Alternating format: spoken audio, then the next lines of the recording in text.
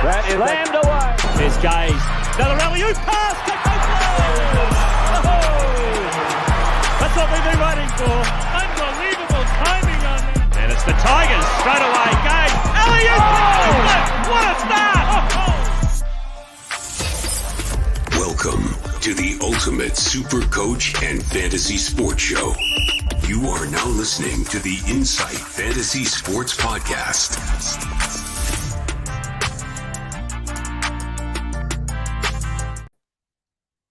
Oh, the excitement levels are high. I can tell you, I can see it when that intro's running. I see the SC Mattrix in the background. They're doing a dance. I can see Hammer's getting his game face on to bring us all the expertise. This is the Insight Fantasy Sport Podcast, NBL edition. We are going live because it is round one, baby. Ooh, isn't that nice to say? Welcome. We are brought to you by, obviously, the Standard Squeeze. Make sure you use our promo code Insight15 to get 15% off all your Standard Squeeze products. And also Ryan Hammered at Astute Finance in Newstead. Make sure you hit up Ryan for all your financial needs and tell him the boys from Insight sent you. Now, before I introduce fully these two legends to our live show, throw your comments in there. We can throw them up. Things like this. Adrian is saying, please explain once you're full. We are full, Adrian. Pop your comments in. Welcome to the show. We will get to as many of these as we can throughout the show. Ask questions about your team. Ask questions about what you need for round one. Ask anything. We will talk to everybody on every level. Whew, that's a mouthful, and I'm excited. Over to my left of screen, for those watching along, Mr. SC Mattrix himself. How are you, Matty? Oh, fuck. I'm in my element. I tell you what, it's on tomorrow. We talked about Ryan from Astute Newstead. I'm queued up to play a round of golf with him on Friday. So I hope he's as good as golf as he is at finance because, I'm bringing my A game. I'm also bringing 47 beers. I love it. I love it. Now, I've got to throw it out quickly. I'm going to say an early sorry to the Avengers. Thor is no good to you for the upcoming few months. Why? Because we have the Hammer here. The Hammer is here on Inside Fantasy Sports. Hammer, how are you, mate? I know you're jacked up on Mountain Dew for round one. Man, I am like a kid on Christmas Eve. There's one sleep to go, months of preparation and work. It all comes down tomorrow night and still tweaking the team. So need to clear some things up so I get into it. That's kind of a good little insight then to where we're going to go. What is on today's show? Well, first and foremost, it's going to be filled with everybody's comments. So put your comments in. We'll answer any question that goes along. Whilst we're waiting on those questions and comments to come in, we're going to preview each game. We're going to give our final team reveals, which Hammer says he's still tweaking. Is it an overthink? I think it is. We're thinking about our trade thoughts. We want to get ahead of the game of what's coming with round 2, round 3. And we're going to make sure we let you know about VC and captain options as well. Be careful, everybody. This isn't the NRL Supercoach. This isn't AFL Supercoach. There's no loopholes and all these kind of things, but we will discuss all of that throughout this show. I remind you again, please throw your questions in. You can even throw in statements like this. Nathan Brain, co-host of the NRL podcast, knows our SC Mattrix very well. Only 47 beers, Matty. Are we on a good number? Yeah, look, 47 in the first hour. I like it. Let's get to a couple of questions first. There's a couple coming through. Let's get to the questions first, then we'll start looking at the game. So we've got one here. Welcome. Thank you for your comments. We appreciate it. Mariam Abbas. How many Wildcats are optimal for week 1? I'm going to throw this one to you, Hammer. How many Wildcats are optimal for week 1, knowing they have a double game week? They do have a double. They're a double game, single game, double game. So they're not a horrible schedule. I don't know about optimal, but I think 3 is your maximum. We talked over the last couple of weeks. Cotton, probably a lock. Saar, we talked about him a lot. And possibly your guy on the bench, Ben Henschel. That's probably the 3 I'd be looking at. They've just signed a new import, though, and we might discuss that a bit later, but few impacts, few implications. Yeah, so we will get to this one here. Does Doolittle affect SAR's minutes? We will touch on that when we talk about the Wildcats games. We've already given him the nickname the Doctor. Surely that has to be a locked-in thing when it comes to Mr. Dr. Doolittle himself. Usher's got his own little segment of music going on. It might be my WA influence, but I'm nicknaming them up a storm. And you know what? Give them the premiership already. That's what I'm saying. Give them the cup. Fuck off. We'll get one more in, and then we'll move on to some. We'll get one more in, and Miko, I'll get to your question as well. I can definitely see it there. Also, Rob, we'll get to yours too. Jalen Galloway, almost a must-have with Hogue out. You go, Maddie. This one's you.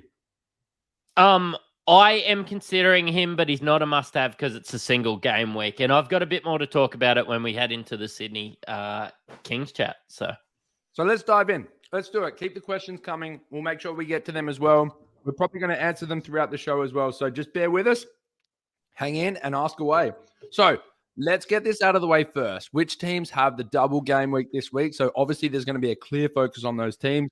Melbourne, Southeast Melbourne, Adelaide, and Perth. So you're going to obviously see a clear focus on those teams. If you haven't focused on players in those teams, you need to listen to this show because we're going to help you out as we go along. So we're going to dive in then straight away to Melbourne versus Southeast Melbourne. Thursday night, 7:30. I love how you guys only talk Eastern Standard Time. To my friends over here in the West, that's 5:30 for us. Let's make sure we enjoy that. 5:30 a.m. 5:30 a.m. on a Monday. Yeah. I'll go to you, Hammer, on this one. You know, is it game of the round? I mean, it's a pretty big game to kick things off. Is it game of the round or all eyes SC wise of the double game weeks as well? A lot of teams are going to have Melbourne and Southeast Melbourne type players. Is it game of the round for you? And what are the player focuses there? Yeah, huge game. Both teams on double game weeks. So I've got a lot of players that we're going to be talking about are coming out of those two teams. So to add to that, it's also the throwdown. Melbourne versus Melbourne. There's a bit more at stake. Guys rise to the occasion. So both sides, there's plenty of guys to look at. From Southeast Melbourne, I'm playing with guys like Cook and Creek in my team. From Melbourne, Travers is probably a lot. We're looking possibly at Delhi in some squads. And we've discussed some of the other guys like Ian Clark throughout the podcast, but plenty of guys who are Supercoach relevant here. Your thoughts, Matty? I mean, I want to throw one to you. So we've seen that Brown's been announced. He's out, hip soreness. Air in? Well, that was only an hour ago. And I'm actually really high on this guy.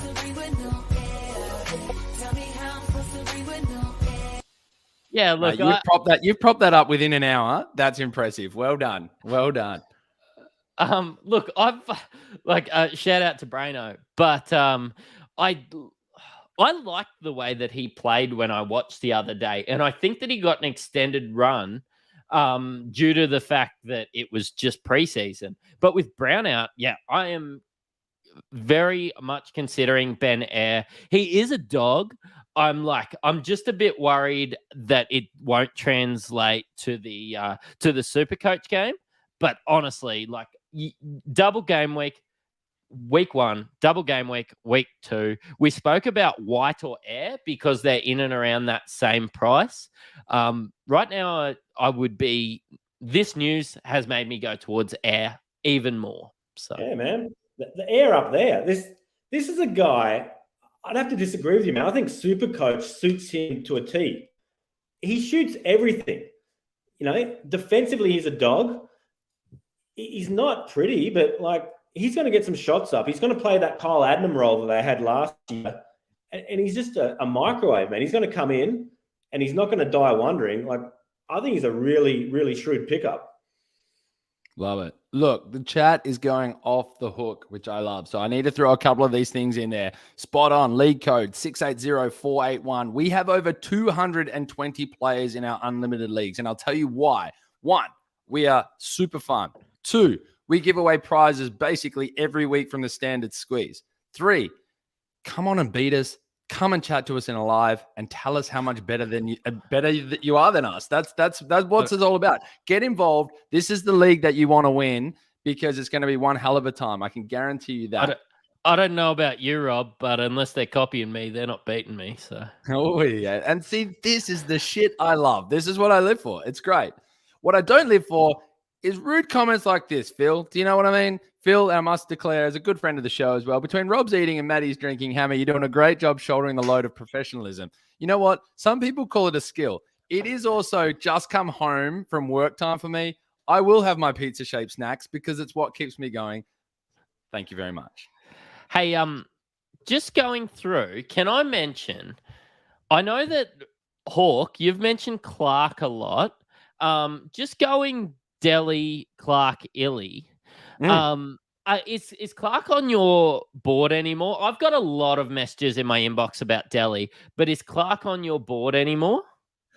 I mean, am I right in saying that Clark's been out injured? I think Clark's off my board now. Still, he was off my board anyway. I think with that announcement of being a little bit injured, he's off my board. Seeing Travers have the game that he did in the Blitz as well, it's a big one for me. I've gone back to I've gone conservative. So if anyone wants to look for my team reveal at the end, I reckon there's probably 20 people in the chat right now that have the exact same pick as me. I'm going to play it safe. I like where you guys are possibly going with your teams, but I'm going to play it safe. And then I'm going to live and die with this show to work the schedule in my favor for how I keep the points going.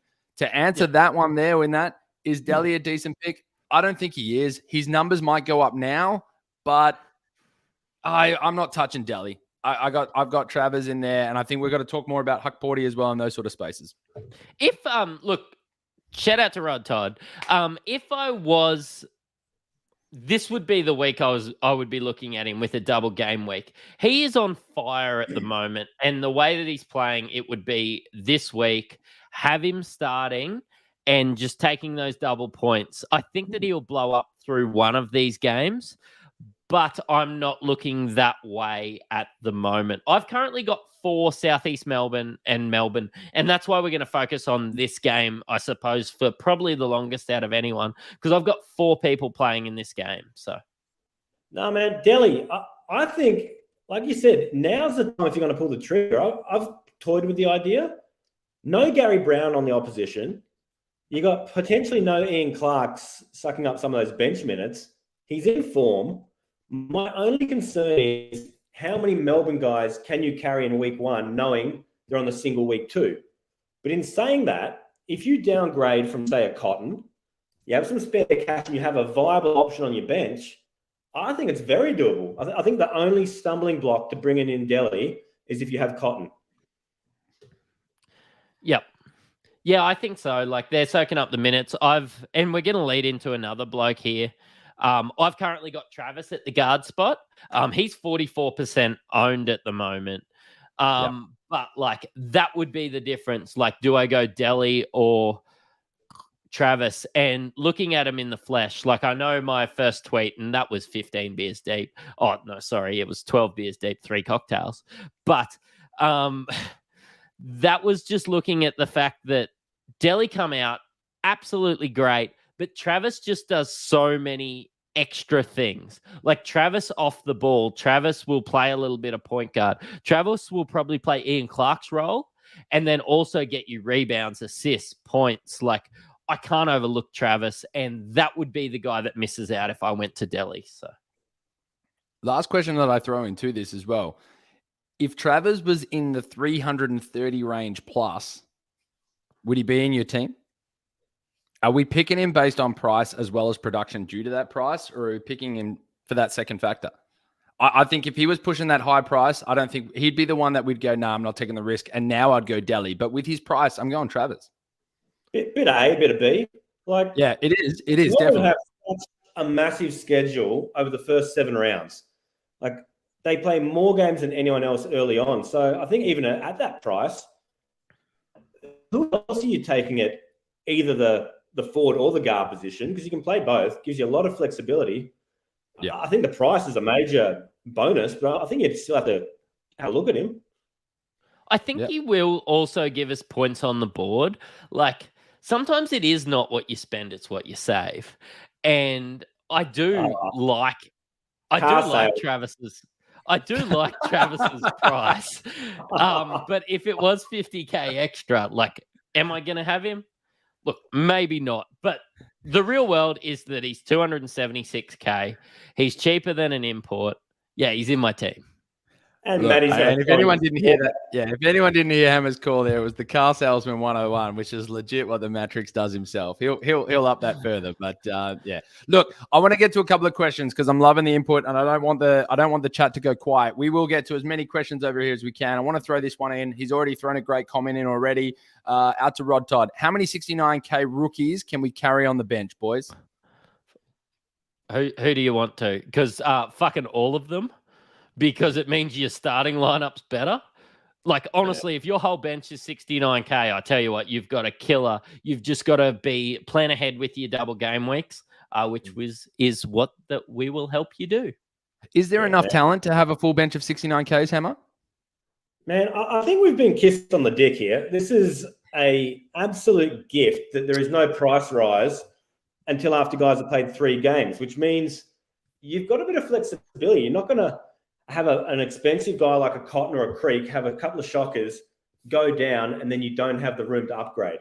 By having all the 69K guys on your bench, you then have the ability to downgrade a Cotton, a Creek, any of those big guys you spend up on, and you can upgrade your bench when you need to. So I think in this instance, while traditionally it's good to have some playable guys on your bench, some of these guys who are coming at 69K, Taron Armstrong, for example, are very playable. Yep. My bench is full. My bench is full, 69Ks other than 115. And that'll be a strong talking point, I think, when we show it, of whether that 115 should be staying on people's lists or not. Big shout out. Do we want to leave some of the... No, one player I do want to talk about in this one, and then obviously Melbourne and Southeast Melbourne are playing again. So I don't want to divulge too much just into this now because we want to touch on where they're relevant and in their second game and things like that as well. Huck Porty, though, I know you're massive on him, Matt. 19% owned at the moment. Is he now a pod, especially due to the injury? Yeah, because he was... So Joe Luala-Chul is out. He is playing one of the best roles in basketball at the moment, and that's center at Melbourne United. 19% owned is probably there. If you listen to our previous podcast, it was hard to be super high on him through all those games. But I tell you what, during the Blitz, I was there. I was watching him. He looks great in the flesh. I think he's great value at 170K. I do think he's now a pod, but he's must-have for our listeners. Ride with me, add him. And the only thing is you do need a plan for the fact that he has a single in week 2. So you do need to have a plan. And, we'll talk about that in the next Southeast Melbourne game. So, lock him in. Beautiful. We will get to, Corey, I can see your other questions there. We will get to those questions regarding Creek or Cotton. Who must you have? We'll get to captains and vice captains and those types of things. Jack, great question there. We'll sort of get to those thoughts on Mitch McCarron, Ben Henschel type players as well as we push through these games. These are names that are going to keep popping up. We're going to keep talking about it throughout the show, but I encourage everybody to keep throwing those comments in there and we will get to them when we can. Guys, I'm going to move on to Brisbane versus Adelaide. They're playing on Friday. Before we get into this game specifically, Matt, I'm sure you're wanting to take everybody through. I'll let you finish your sip, you unprofessional bastard. I'm sure you want to take everybody through what is happening in Brisbane because the toot to Brisbane town is quite big this weekend. Fuck. I tell you what, it's just great news for Brisbane fans. We have Bullets Friday night, Lions in a grand final on Saturday night, Broncos Sunday. You know what? The only thing you don't want to be in Brisbane this weekend is a beer because you're going to be finished. Honestly, I've got a couple of the Insight boys flying up over the weekend. We're going to be at the coast. We're going to shout out if you're going to be at the casino Saturday night because we're going to be watching the Lions. But realistically, it's just going to be a ripper of a weekend to be in Brisbane, and I can't remember a time that the Lions and the Broncos have made a grand final together. But fucking Bullets Friday night as well. Oh, sign me up. Love it. We'll get into the game. As I said, I love how you talked heavily about you actually know what's going on with the Brisbane Lions. You bandwagon jumper on her. There we go. You know nothing about the Lions, mate. Anyways, we move along. Lucky Neil Brownlow. Yo! It's good to see you can watch a sports update. It's probably on the 4th page in the Brisbane Gazette this weekend. Anyway, 7. Yeah, yeah. 3 out of 5 games, Adelaide allowing over 100 points. Hammer, you've been pretty strong in your thoughts on the Adelaide 36ers to the point that I think a few other pods or a few other news agencies might have grabbed onto a few of your stories that you dropped here on Insight Fantasy Sport, we must say. Is it a major concern? What are your concerns here with Adelaide? To our first-time listeners, tell us what they should be staying away from. Look, it's a mess in Adelaide. It's an import home. And what you're alluding to is the number of imports they've sent home over the last few seasons. They don't have a great track record. So right now, it means opportunity for some guys. Mitch McCarron's probably one. Jason Caddy's probably another one. I've had a look at Mitch McCarron. Right now, I'm thinking it's fool's gold. He had a really good game, last game of the Blitz. The 4 or 5 preseason games before that, pass, wouldn't touch him. I don't think you can guarantee that he's going to give you the production you need, especially when his shooting was at 19% last year from the 3. His assists are going to be based on his teammates hitting a shot, and half his teammates don't even know how to catch the ball right now after the preseason they've had. It's a team, despite the schedule, I won't be touching them. And it really annoys me because they've got such a good schedule early. Yeah. Shout out to the Mother Lickers B grade team because I actually can compare us to the Adelaide 36ers at the moment. And I can talk a little bit about Mitch McCarron because, as somebody that shoots below 19% from 3, I can feel his pain. But what he didn't have in the earlier games, and I had a look at every Adelaide game just to because they were just leaking a lot of points. And Trenton Flowers was playing that point guard role. Mitch McCarron at point guard was a different beast, but we do only have that small sample size. It's too big of a risk for me. Boys, I think the big one here from a Supercoach standpoint, we've got everyone listening in, picking their teams. Now, I'm one of them. I've got Bannon on my bench. Now, he's not on the injury list, but it has been talked about. What are our concerns with Bannon? Does he play? And if he doesn't, who do we have as backups that maybe somebody might not have right now in their team? I'll go to you on this one, Hammer. Where's your thoughts here? Yeah, so right now, Bannon, it's reported he has a lower leg injury, calf, something like that. The latest word I'm hearing is that he's been given the chance to get through training tomorrow.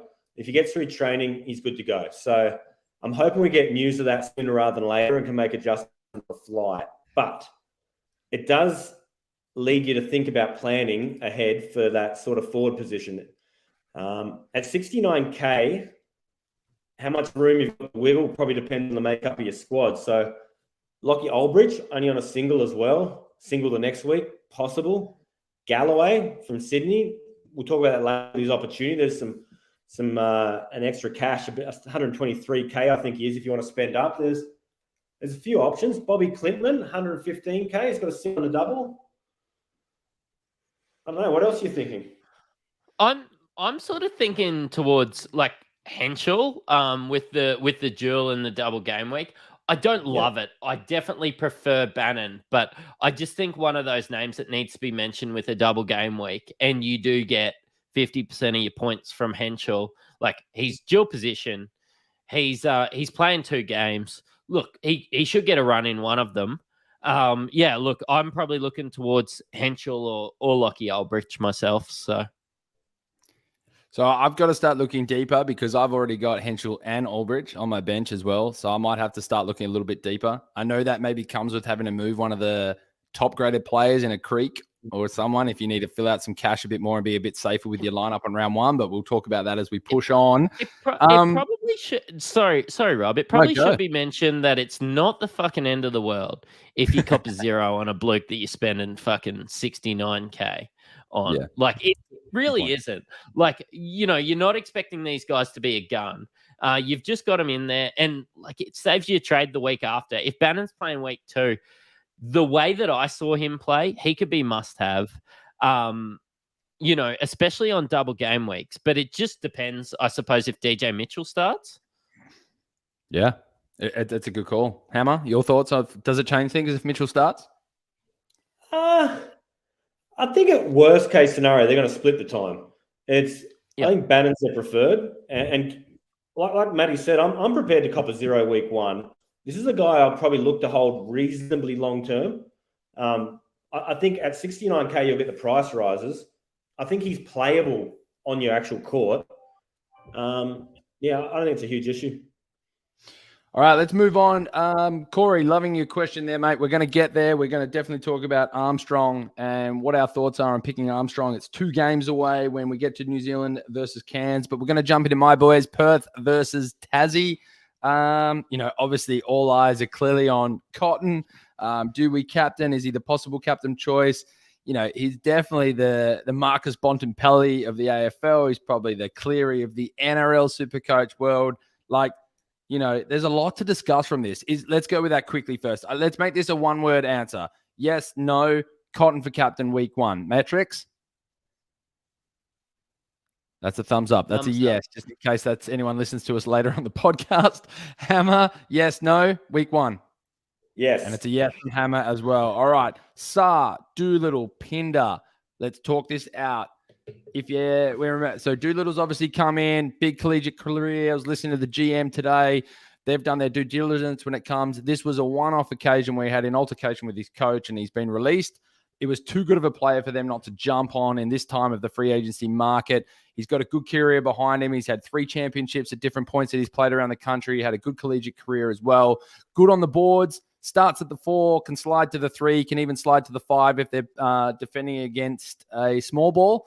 He's a watch this space, and I think it's the time when you can just sit and watch on it because they're only going to slowly ease him into this lineup. He might not even – he's going to suit up for Friday from what I hear, but he's not going to get many minutes for a while.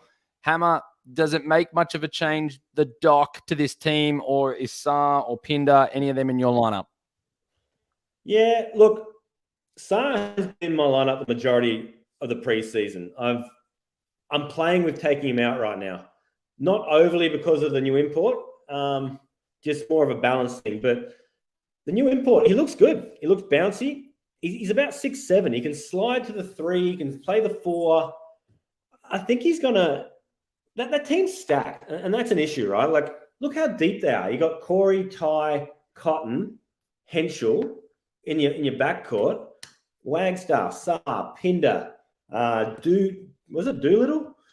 Yeah, Dr. Doolittle. The big dog. For those of you playing at home. There's a lot of minutes to get for these guys. I think it's just going to be a case of whoever's got the hot hand they're going to run with, and it's going to be at the detriment of some guys you might have in your team.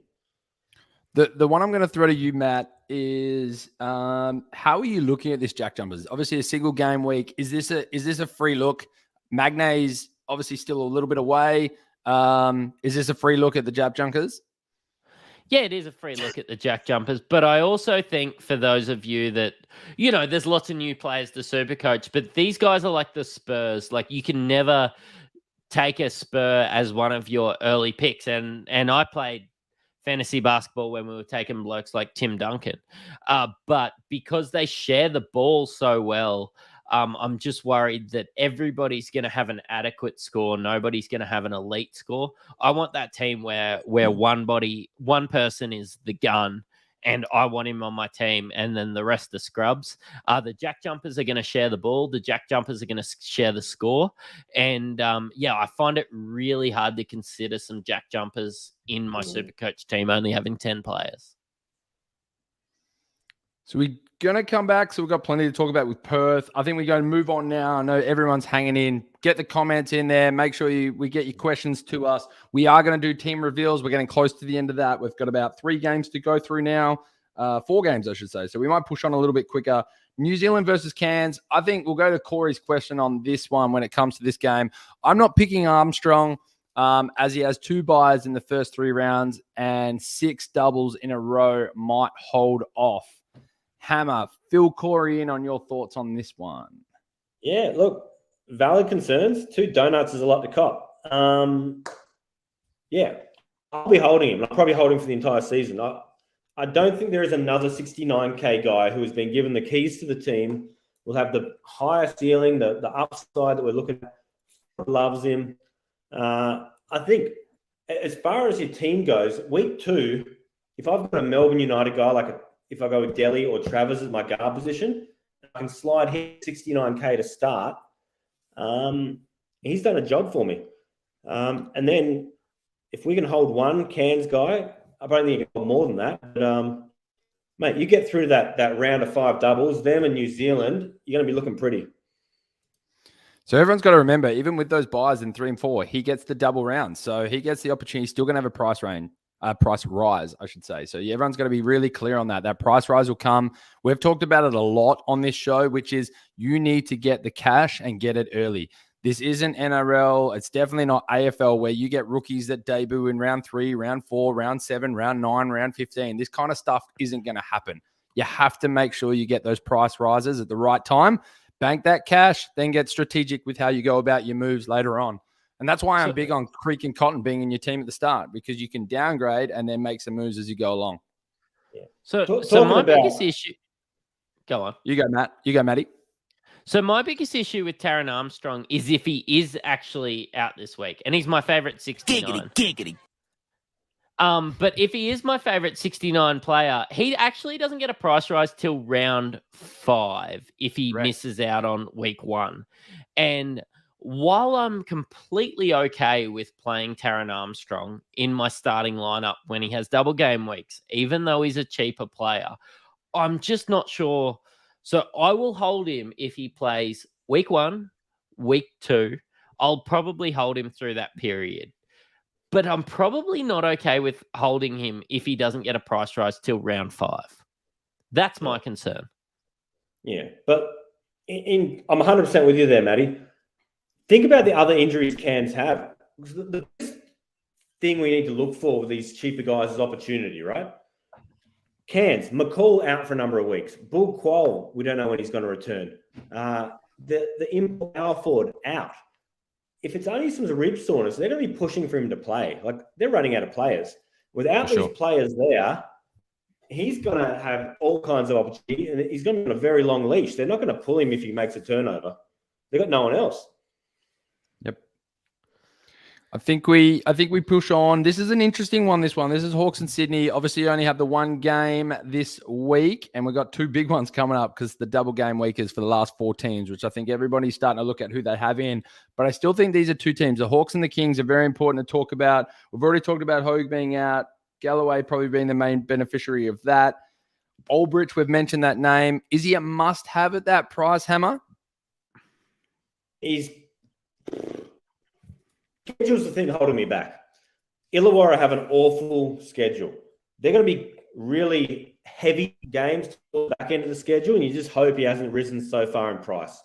I think of all the 69 guys other than Taran Armstrong, he's the guy who's going to get the opportunity. And if you can find a way to carry him and get some of those early price rises, I'd be doing it. But you just need to look at the construction of your team and whether you can carry that guy on singles. So what I like about Lockie Ulbrich is he's on a 1-1-2. And I like maybe the possibility of not having him week 1, not having him week 2, because he doesn't get that price rise until he's on a double game week. From what I saw in the preseason, I'm going to be okay with playing him in my starting lineup, regardless of how much he costs to come in. I just think he's a talented player. But I'm okay with not having him week 1. I'm not having him week 2, and then getting him in that week 3, downgrading somebody, saving some cash. Just remember, week 3 is going to be after some guys get their first price rise. Maybe I got it wrong with some bloke. Maybe he's only going to get the 1 price rise, and then I can move him on to Lockie Ulbrich, get that price rise week 3, and then, right into a better schedule after that. Yeah. Who are the main players you look at? You go, Hammer. Sorry, Rob. Like you're talking about being able to downgrade an Ulbrich, this is where it becomes really important to have guys like your Travers, your Henschels, your sort of guys who are in position, because then you can sort of massage your team, move them around, and you could almost trade out a Taran Armstrong for his 2 donuts to bring in a Lockie Ulbrich. Yeah. And you just got to transition through those spots. Just got to have those duels. We've talked a lot about the forward planning and those kind of mindsets. So with Kings obviously having the 1-2, we're looking at the Kings to week 2. I mean, for me, without even obviously we know crazy things happen in Supercoach, anything can happen. But if everything was to go to plan, for me, week 2, it's Cotton straight down to an Adams. Thoughts? It's the obvious move. It's solid. I'm not 100% sold on it yet, but I do just want to watch it a week. Like Adams was good in the preseason when I saw him on the floor, but it wasn't like 100% sold. Like this guy is the must-have guy. Like I was actually more impressed in that game of watching, I suppose, Travis. Like he looked a little bit better, and I know like he's an MVP, and he is going to be an MVP candidate again if Sydney are as good as we think they're going to be. But yeah, look, straight up, probably didn't stretch. Like I don't think he's going to rise in price. I think that you're going to spend up to get the points. So.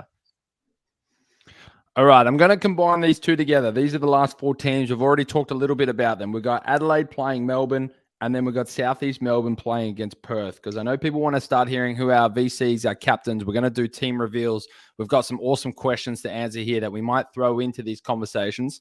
So be aware, we're going to stick with Adelaide and Melbourne here first. I'm just trying to have a sneaky look at the players that we haven't quite mentioned yet. I think it's important that we talk about Flowers. I think Flowers, he's high percentage owned. People jumped on it straight away with the sort of starters minutes announcement that came out, and everyone got a little bit of a semi when they saw 115K and starters minutes. He's still sitting on my bench at 115K only because I look at opportunity and price rise. Hammer, I know you're heavily against the Adelaide 36ers, and it makes sense. Oh, Mattrix. I'll go to Mattrix. What do you think about Flowers? I got a message from someone today, and they said, can you please give me a review of your team? So I gave him a review of his team, and I said, look, Flowers is bad at basketball. And no, I said, look, I'm going to be considering somebody else from Flowers. And he said, why are you doing that? He's got 2 double game weeks in a row. And like, honestly, what he's proven in the preseason was at point guard, he got a negative 16 points one game. When he went to the wing, is he a serviceable basketball player? Maybe. But did he do anything? No. Did he do anything for Supercoach? No. I know he's 115K, but right now he is not good enough to have in your teams. And it's madness how many teams he's in, because they obviously didn't watch any preseason. And this is why you listen to podcasts like this. 100%. Matt, I will bet my left nut that Ben Eyre outscores Flowers over the first 4 games. They both got the double-double. With Gary Brown out, Ben Eyre is going to outperform Flowers. I love it. Price? What price am I looking at for Ben Eyre? 107 or 110? 107,900. I'll be back. I'm just going to go quickly change my team before we share screens, all right? Just like not before the team reveal, because guess who's in mine? No, but look, you're spot on. I love what you're just saying. Look, out of all this conversation and things, this is why you do listen to podcasts like this. If that's the vibe and you say it that strong, well, you know what? I'm going to back it in. Now, look, there's a couple of questions coming through that I want to make sure we get to. I know we're sort of crossing over both games here, but this is important. A lot of people are talking about, can't justify. I'm going to slap up a few questions here quickly, and then I'll throw it out to you guys. Can't justify Huck Porty when Tyler Cook is clearly better. Hold on. There's a few to mash here. Hold on I can see the reactions already. Huck and Cook, so he's asking Phil, like, how about you not have Huck and Cook both in the same thing? At the same time as, was thinking of Huck at center, Cook at forward. So in that in mind, big shout out to Phil, big shout out to Rod. Appreciate it. I know a lot of people are thinking about this. Tyler Cook's come in and jumped off the pages at everybody at that price. He's obviously higher priced than Huck Porty. Are both in your team? Is one in your team? Hammer, give us your insights to those 2 players and what you think people should be doing with them both. Yeah, look, Phil's obviously entitled to his wrong opinion, but I'm taking both Cooks. You're my favorite quote. Taking both Cooks and Huck Porty. And I'll tell you why. Cooks has that versatility of both being forward center. Huck Porty, massive upside. He's going to rise in cash if he goes the way we think he will. And he's got a great schedule long term. I think week 2 gives you the flexibility. If you can find someone on your bench to shift for Huck Porty, move to the center, and possibly a Bannon or whoever you've got at your forward position comes in. You still got a full doubles on your court. I think it's doable. It's worth doing. Matty? Yeah, So, like, have we ever seen the old taco ad? Why can't we have both? Porque no los And quiero. It's one of my favorite. It's probably my number one gift that I send to people all the time. Mi casa su casa. Yeah, look, basically, I just think that it is absolute madness not to have Tyler Cook in your team. Huck Porty plays like that Joe Luala Chua role, and like call it fake, but he's out for a while. I want the guy that plays that man's role. The single game week does cause a little bit of an issue, but I think if you build your team the right way, the Jewels are going to get you home. So, riddle me this, Matt. Who does Melbourne United have as a backup 5 or a backup 4 without JLA? they basically don't have anyone. They're going to be playing Travis at the 4 and Huck Porty at the 5. And Travis is obviously he's guard forward eligible. So if that tells you anything. Yeah, but Porty, there's no backup. He's got to play. And this is what we talk about, opportunity. He's going to have every opportunity there is to put up numbers. There is no second option. There's no alternative. Yeah, agree with you. Like, I think Huck Porty and Travis are must have. We move? Well, no, I want to ask you one more. Sorry, just on this one. One more player name that I want to throw out there. Mitch McCarron. We sort of mentioned him a little bit. We've had different people come on and jump on at the show at different times. Stay on, guys. We're about to reveal our teams, and that's probably the most important part of this show because you can use our cheat sheets. They're coming up. Mitch McCarron, Matty, thoughts? Well, for starters, yes, they can. Mitch McCarron is playing for Adelaide. He's going to be playing 2 games this week. Call it a bit of a homer with Brisbane, but I think that he's playing in 2 games where he's pushing shit uphill. He's going to be playing against Melbourne, which I considered to be the best team in the comp, and Brisbane are absolutely no nuffies. It's not like he's going to play 2 guys that I think are going to be bottom edge teams for his 2.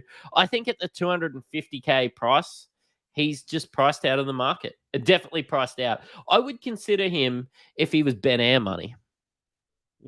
100%. Yep.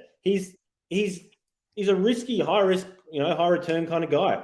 His ceiling's massive. We've seen him triple-double in this league before he can do it. We've also seen the floor, and unfortunately, we've seen it more consistently lately. Like you said, Matty, Melbourne's backcourt, Delhi and Illy, that is not a backcourt you want to face. They will get after him. And same in Brisbane. You've got Sobey, you've got Shannon Scott. It's not easy beat. He's going to have his work cut out for him. Yep. So final game of round 1. I'm going to put this up. It's Perth versus Southeast Melbourne. Obviously, both have the double game. So, Hammer, does that mean you're not picking Usher, who looks like an MVP candidate? Do I get the soundbite for this or what? Of course you did, Matt. Hit it. You're better than that. I thought he'd be ready. Yeah, look, I love Usher's game. I love what it's translating to. And there's no reason I'm not picking him other than I can't fit him in around a Creek, around a Tyler Cook, and just having the double game, single game, double game. It's definitely something I'll possibly look at later on, and I'm hoping he has a shocker for the first game and drops in price so I can bring him in later. But yeah, it's just a fit thing.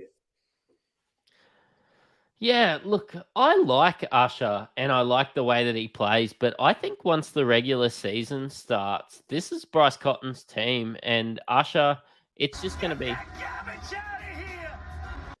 Look, I just don't think that Bryce Cotton is going to let Usher shoot enough shots. It's go your hardest in preseason.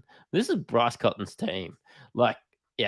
I tell you what, if he is never going to jack up more shots than Bryce Cotton in a game, even in a dumpster diver game. So let's give a little bit of hesitation here to people. A lot of people are looking at Mitch Creek. There's a little bit of hesitation. Southeast Melbourne coming up against 2 pretty strong opponents in round 1. Is there hesitation, one, as him as a player? And if not him as the player, is there definite hesitation for him for captaincy? Hammer? I don't think I'll be captaining him, although he is an option. I think as long as he's healthy, which I think he is, I think it was more precautionary through the blitz. I think this scoring system with Supercoach suits him. he was first or second or tied for first in the league for scoring last year with 23 actual points a game. He rebounds, he's got the assists. He's got to play big minutes. And we're back again to talk an opportunity. Who's there to take minutes off him at the 4 or the 3 spot? You've got Craig Moller. You've got your man Tarangi. You've got Reese, the Vanilla Gorilla Vague. Like, there's not any guys I see taking minutes off him. He's going to play. From what I saw from Southeast Melbourne, and they didn't look impressive in the preseason, but I think the only reason they didn't look impressive is because Creek didn't play a whole lot in the preseason.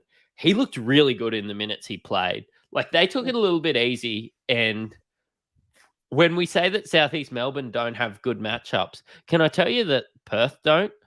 Like, I know that you're a homer, mate. But can I tell you, Perth don't have a good matchup playing Southeast Melbourne this week, because Southeast Melbourne did take it easy in the preseason. It sounds like they're coming in healthy.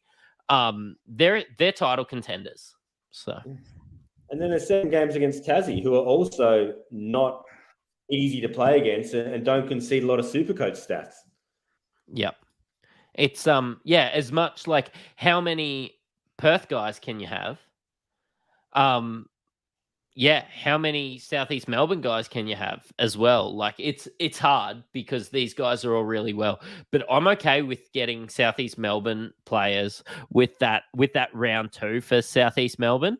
So they're going to be playing Cairns and Illawarra in week 2, and that's a lot more friendly. It saves some trades. You've got them against some hard teams to start off with, but you've also got an easier week round 2, and you don't have to burn some trades on it. So, boys, we're going to move into our team reveals now. I want to knock out these 2 questions really quickly with one-word answers. Here's one for you. If you had to pick one, Sa or Huck Porty? We'll start with you, Matty.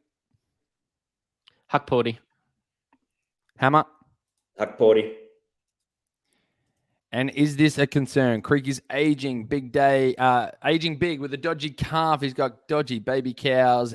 Massive risk at his price. I think he is a risk, but I think you got to take it. I'm not going to listen to a guy. Yeah, I'm not going to listen to Phil, who said, Usher's going to win the MVP. Saar being must own, and then he's throwing up questions about Mitchell Creek. Look, I know this isn't NRL, but he deserves 10 in the bin. If this was EPL, he would have a yellow card by now. But he's getting awfully close to his red card at this stage. So, filthy Phil. And we'll answer one more really quickly, because big shout out. Always like new people have joined the chat. Thomas, massive shout out. Cheers for putting this in. Creek. So it's obviously Creek and Bannon, or Huck and Smith. As in, I think Bannon's fitness. Yeah, I think any team with Creek getting the best player, definitely not the guy that you're going to captain week 1, I don't think, but the guy that you could captain week 2. I think any team with Creek in it is the right move. So, cool. All right, team reveals. Thanks for the comment, Thomas. Guys, you still got time to throw more comments in there. We'll answer some questions as we go along. We're going to do team reveals now. We're going to discuss why you should captain who and where the options are out there. Then we're going to wrap it up. So this show stays on as long as you're making comments, and then we'll push through. Last chance to get in your big teams before round 1. Matty, your team first, mate. Mate, like, as I just said, I love Mitch Creek, and I want him in my lineup. Bryce Cotton is the obvious captain this week. It gives you so much flexibility in the other weeks to trade down. Luke Travis, when I watched him in the flesh, that really just changed my mind as to what you want in a player. And Huck Porty, just remember, like, that 40-odd Supercoach point game, I was there. In the flesh, you want Huck Porty in your team. He's going to be playing such a massive role. As Hammer was mentioning, there's not much competition until Joe Luala-Chul's back, and it looks like he's a little while away. Tyler Cook at center. Phil asked so many really good questions about whether we can have Cook or Huck Porty. You need them both in your team because it gives you the flexibility. Look, just with today's news, I went Ben Air at 107K and actually swapped out Alex Sarr. If I have Alex Sarr, I've got to have a 58K player, and that's basically a guy that's not going to be playing basketball, or at least not professional basketball this week. So I've got Bannon, I've got Armstrong, I've got Henschel, I've got Lockie Aldrich, which I really love the look of. I'm probably most okay with moving Lockie Aldrich, not getting a price rise till round 3. But yeah, guys, hashtag roast Mattrix. What do we think? I'll go to you in a second, Hammer. Just hold that thought for 1 second. Global, cheers for your question. We'll get to it in 2 seconds. Also, Liam Dent, shout out, cheers. We'll get to your question as well. We might answer Globals quickly, though. Can we pick up, because we have discussed it on the show already, can we pick up Armstrong in round 5 when he comes back? Definitely an option is what we said. But we're going to be looking at his fitness, because he could absolutely have a price rise in round 2. If he's fit for game 1, he could get that good price rise, and you don't want to miss out on that. But it's still an option to wait till round 5. Absolutely. Liam, we'll get yours in a second after we get Hammer's review of Maddie's team right now. Mate, I absolutely love this team, and I'll tell you why. It's because it's almost identical to mine. Look, starters. I was like, there's got to be something here. Hold on, there's got to be something here. Look, the starters, we're looking very similar. After tonight's episode, loving the move to Ben Air. The only differences I'm playing with are in your bench forwards. So I was looking at Galloway based on having the double in round 2. So I was looking at bringing Cooks to centre, Huckporty to the bench, and being able to do a little bit of a switcheroo with Aldrich and Galloway to get Galloway starting. He was tidy throughout the blitz, and he's obviously got that opportunity with Hogarth. That's it, man. You've done a pretty solid job. Am I right in saying that you have a 58K player the way that you are? Because when I had Alex Sarr, I had to have a 58K player, which I hate. But I'm not. But I'm not like, if I feel like I'm going to get the advantage there, I think I'm going to be okay with it. So yeah, look, I've played with it, and I picked a guy called Campbell Blogg from Melbourne because look at that guy from Melbourne. I've never heard of him. So these 58K guys are generally development players to hit the court. So you're really guaranteeing yourself a donut. But I think the Ben Air thing sort of moves the needle a bit. Where yeah, I think it's a bit of a game changer. Yeah, I do. Like that was, I suppose, and I'm going to have a little bit of a think about it, but that was, I suppose, an immediate reaction to what happened. But I suppose with Brown out, the opportunities there, Ben Air, I just did really like what I saw. And at 107K, I legit thought that having that 107K player, like if Ben Air got the opportunity, I would jump on it, and it's popped up week 1. Tell me, how am I supposed to breathe with no air? Yeah, man. The only other guy that I see really benefiting, and it's probably only an option if you're not going the Cotton route or the Cotton and Creek route, is Will Cummings. Like, without Brown, we were concerned that how having 2 point guards that was going to work, but he's going to have the keys now. Yep. Yeah, I think so. I think Cummings is going to do a lot. I feel like we need to change the run sheet just a little bit here, because my team isn't too different to yours. I think we only have one player different, especially now that I've put Ben Air in. The magic of radio, where you can just quickly go, you guys have sold me. I wasn't sure about Flowers. I needed somebody who's producing at that same price to make that move happen. But the only difference we have is I've got Sarr and you've got Huckporty. So I have, I'll quickly show it anyway, but really quickly, because I want to move on. There's a couple of really good questions there about VC loopholes and what does that actually mean? Right now, that's my What's that? The Sarr circle jerks over? Well, no, I've got him in there. I still think he's going to put up good numbers. I think he's still going to do enough. I actually think he'll still do better than Huckporty, and that's why I'm happy with this lineup. I need to watch closely what happens with Bannon and whether he's going to play. You sold me on Air, but I'm going to go and have a good look at it and do my own research. Not that I don't question or doubt you guys. I still think Sarr's going to come on and I think he's going to put up bigger points than Huckporty. So I'm happy with that lineup for now, but I think at some point that Wildcat lineup's going to change things. But no different to JLA comes back for Melbourne. So you're going to have a look at that as well. So either way, I think these are both competent starting lineups for everybody to get into it. What we have to stress to everybody, though, is where you are going to win your leagues and where you're going to beat your mates and all that type of stuff is the trades you make during week 2, week 3, week 4, week 5. And that's the information you're going to get from this podcast group. Yeah, going back to the circle jerk, now that we've gone to live, I feel a little less comfortable bringing it up. Yeah, look, definitely live. I know that everyone's seen what pants I'm wearing now. Yeah, look, the Star Circle jerk's over. And and basically them bringing in a replacement, Phil, has made me think that maybe SAR isn't the answer. No, it feels obviously pretty big. We're going to let's answer these questions because I think they actually lead into what we wanted to talk about. This one wasn't on there, but I'm going to throw this one to you, Hammer. We'll call out for the first 2 weeks, 2 rounds, I should say. Does that make Clintman an option? Yeah, look, the only issue there is the schedule. Like we said with Armstrong and guys like that, but it's not just McCall. Their import power falls out. Bull Quoll has no date for return that we know of.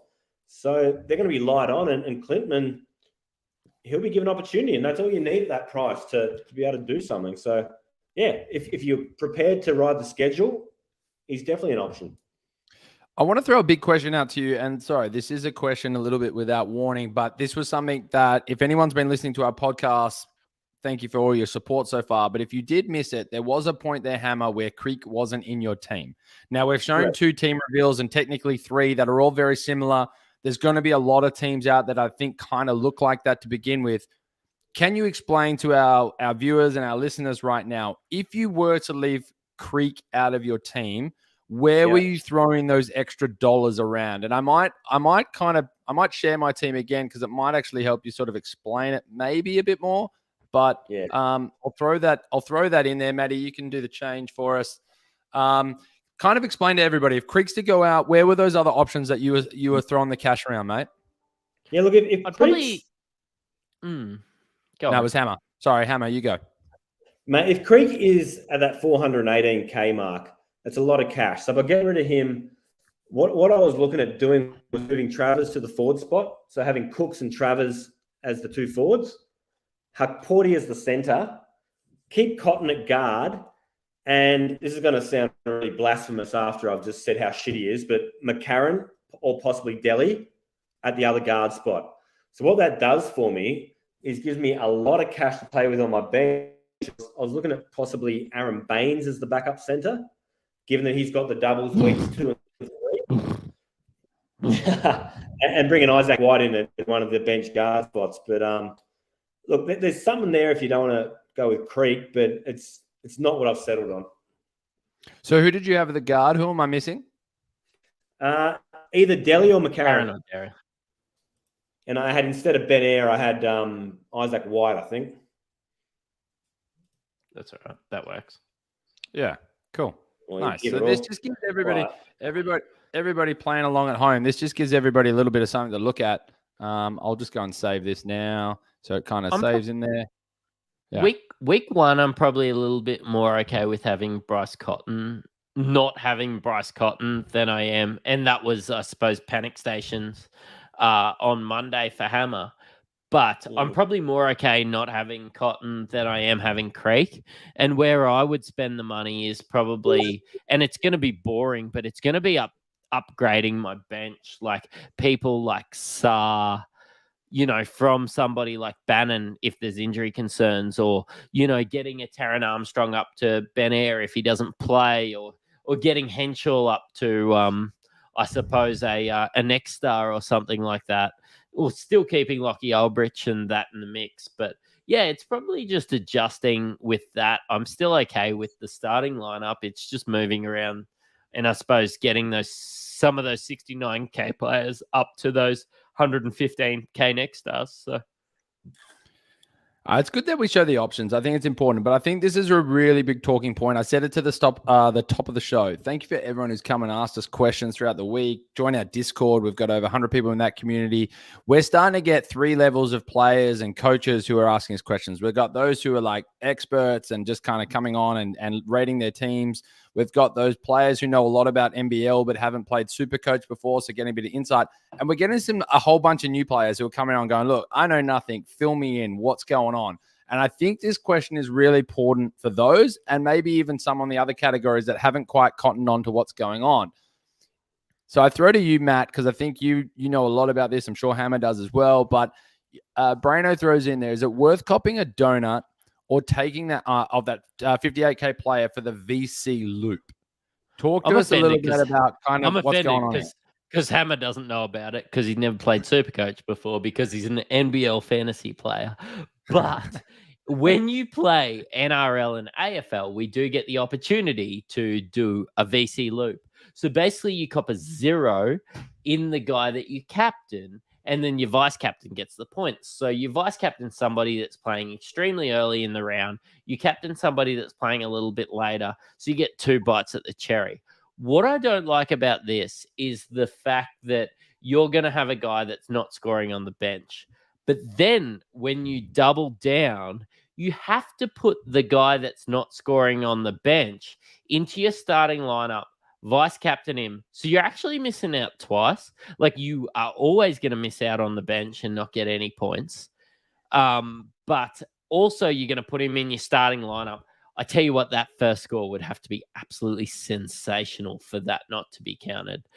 When I was going down the lineup of having Alex Sarr, instead of Ben Ayre, which is the gift that keeps on giving in the last hour, I had a 58K player, and I did toy with the fact of having a dual position guy that I just think that's not going to play. But the problem I kept coming down to was the fact that what if we just enter garbage time, this garbage time? And what if we just enter a spot where the 15th guy on the bench ends up playing 1 minute and then your captain ends up getting you 2 points? That's not a risk I'm willing to take in NBL Supercoach. So for those of you out there who were listening along to that beautiful mind explanation of what was going on, which he's not wrong in everything that he was saying, too much risk, not worth it, mathematically doesn't make sense unless you just have a ridiculous number that comes your way. So to all our NRL and AFL Supercoach listeners out there, let's probably avoid the loop for the moment. And maybe it's something that we'll come back to touch on when we actually have some examples of where it could have worked in your favor through some of the earlier rounds. Or we might actually be able to look at it and go, you know what, this never would have worked for you. Let's completely leave it alone as we move through. Unless you've got another thought to that, Hammer, do you have a different opinion or have you of the same? Same as. 100% agree. Leave it alone. Beautiful. I'm going to go. Where do you want to go with this, Matty? We've ticked over the hour mark because we've had some awesome interaction. Do we want to touch on some captain options? Yeah, let's just captain some captains or vice captains. So I think it's pretty straightforward for week 1. And I also do think that it's probably a little bit relevant to have a chat about our trade plans for the week coming. So I'll tick us off. So I'm looking at the fact that I've got a couple of Melbourne United players in my starting lineup, but I do need the opportunity to move them to the bench to be able to have a heap of guys that are playing double game weeks. So I am thinking of moving Tyler Cook down to the center position so that he can start. Tyler Cook's on another planet, man. Like, he just needs to be playing in a starting lineup every time he plays a double game week. So I'm actually looking at moving Tyler Cook down. I'm looking at downgrading Bryce Cotton. And maybe I suppose I'm looking at downgrading Bryce Cotton to a Brisbane Bullets player, maybe Chris Smith, maybe Nathan Sobey. I'm just going to be having a look at, I suppose, how week 1 goes. And I need a Sydney Kings player. I'm thinking maybe a Denzel Valentine or somebody like that. I think I'll get somebody like that in week 2. But I really think that it's going to be Galloway. And I'm going to some cash this week. I think Galloway is going to come into my lineup. I think Galloway is going to be, I suppose, starting week 2 because I think that he's really he looked phenomenal when I saw him play. And this opportunity has arisen. I think Galloway's going to be the gun, but I'm just not going to start with him game week 1 due to the single game week. Showy Oz 1. I see your question there. We'll get there in a bit. I want to throw to Hammer now. You got some insights there from the Mattrix. Hammer, what are you looking at for your trade options if you've got the Magic 8 ball out? Yeah, look, I'll definitely be downgrading Cotton. Having that heap of cash sitting there allows you to downgrade to any other player. So we talked about possibly Jalen Adams. It's a wait and see. I like him, but I want to see more. Valentine's a good option. Sobey's another one that you mentioned. But I'm looking to downgrade someone who's at least on 2 doubles, which will be a Sydney, a Brisbane, or a Tasmania. So they're probably the 3 teams I'm looking at from downgrading Cotton. Yep. I like the looks of Smith and Adams, those types of players to spread some cash out. It is a watch and see as I make some moves for sure. But that's kind of my move as well. So, again, we're not doing anything too much, out of the box to get this season kicked off. Look, we've got that many games that we're going to be watching. So I think we'll be able to come with more insights throughout the week. We'll obviously have our review show. But look, I'll talk about that at the end of this live. We're nearly there, guys. Throw those last questions in there before we wrap up the show. This is a really good one. Welcome to the show. Showy Oz 1. I'm one of those newbies. Final bench spot in the forward is Galloway, the player that Mattrix just mentioned, or Tui. Cheers, lads. Loving the info I've got from you guys. Massive shout out. Cheers, Showy 1 Oz. We appreciate it. Who wants this one? Well, you just touched on your thoughts on Galloway, Matt. So we'll throw it to Hammer. What's your thoughts here, Hammer? Mate, they're both viable options. Both are set to benefit from DJ Ho being out. The 2 of them and Kawhi are probably going to be the main beneficiaries. So I had this same conundrum today. I was playing back and forth, and I think Galloway is 123K and Tui's 115K. So there's not much between them. I think you can flip a coin. They'll both get some time. They'll both get some opportunity. One thing we haven't talked about, guys, before we wrap up this show, it's a really good question. Are we boosting straight up? Matt, talk us about the boost system, and it's a big no from us, but tell us why. I love boosts. I love the boost ads. I love the boost chocolate. I love, I love all that comes with boost. I love nitrous oxide. But basically, I am formulating my team this week so that I don't need to boost week 1. I'm looking to boost early in the piece, but it's not week 1. I think that you need to formulate your team. Like I said, with moving Tyler Cook down from the forward position down to the center position to start him, to have Huckporty on the bench, just making sure you have those duels early. Even if you take a small hit week 1, just make sure that you've got the best players on the court and you're saving that boost for later on in the season, because there will be times where you might have 2 or 3 singles sitting there in your starting lineup and you don't know where to go. You're going to need to boost on those weeks. You are spot on, Showy Oz. Mattrix is on the gas. I was just about to say, to all your How I Met You Mother lovers out there, they say nothing good happens after 2 a.m. Well, I try to tell myself that nothing good happens after 1 hour of a podcast when you got the SC Mattrix on here, but he's still bringing us the goods. Guys, this has been awesome. I hope everyone enjoyed the live. So great to see so many people on there viewing us, dropping in questions, dropping in comments. Jump in our league, guys. Last chance, 680-481. We've got over 220 people in there. I reckon we can hit the 300. Why not even hit the 334 like Sir Donald Bradman, the great man that he is? We give prizes away. Thank you to the Standard Squeeze. Use our Insight15 promo code to get 15% off all your Standard Squeeze products, and to Ryan Hammond at Astute Finance. Go and support those who support us, everyone. They're the ones that are going to take care of you. Let them know the Insight boys sent you. I want to go quickly, one last message, and I'll play that again, Mattrix. Quickly, final words. Hammer, if you got a good one for everyone, what is it? Hammer, your final words first. Man, Christmas comes tomorrow. I can't wait to unbox this Supercoach team. Let's get it. Let's get it on, Mattrix.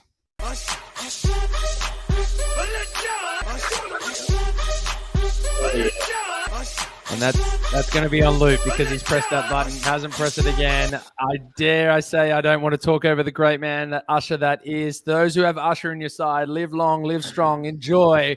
To everybody else, this has been the Insight Fantasy Sport Podcast. We'll see you next time. Peace out.